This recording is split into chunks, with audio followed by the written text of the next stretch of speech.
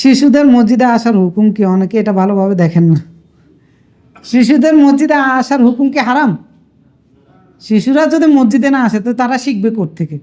শিশুদের মসজিদে আসতে হবে, তাদেরকে নিয়ে আসতে হবে, তারা দেখবে, এরপরে শিখবে। তো এই ক্ষেত্রে এটা ভালোভাবে না নেওয়ার কোনো বিষয় না, ভালোভাবেই নিতে হবে। প্রত্যেকের শিশুদেরকে নিয়ে আসতে হবে। শিশুরা মসজিদে আসলে এটা মসজিদেরও কোনো ক্ষতি নয়, এটা উম্মারও কোনো ক্ষতি নয়, এবং কোরআন সুন্নাহর জন্য মধ্যে এটার কোনো নিষেধাজ্ঞাও দেওয়া নেই। কিন্তু মসজিদে আসলে শিশুরা এখান থেকে দেখবে, শিখবে। এবং রাসূলের জামানায় অনেকগুলো ঘটনা পাওয়া যায়, যে ঘটনাগুলোর মধ্যে দেখা যায় যে শিশুরা মসজিদে আসছে, মসজিদে তাদের সাথে কিছু ঘটনাও ঘটেছে। যেমন রাসূলুল্লাহ একবার ফজরের নামাজ, সহিহ মুসলিমের মধ্যে আছে, যে সংক্ষিপ্ত করে ফেলছে। ফজর নামাজ লম্বা কেরাত দিয়ে পড়তেন। তো সাহাবায়ে কেরাম নামাজ শেষে জিজ্ঞেস করলেন যে নামাজটা সংক্ষিপ্ত কেন করেছেন?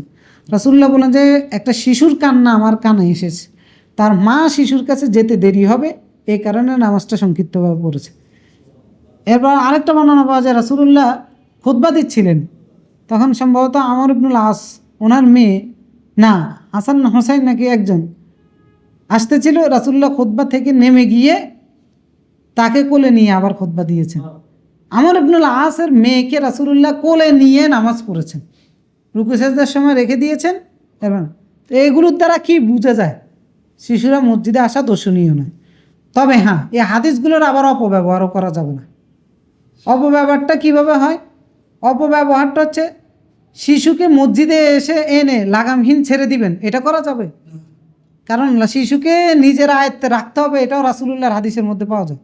তিনি আমর ইবনুল আসের কন্যাকে কোলে কেন রেখেছেন? এর দ্বারা বোঝা যায় যে শিশুটাকে নিজের কাছে আয়ত্তে রাখতে হবে, আরেকজনকে ডিস্টার্ব করার অধিকার আপনার নাই।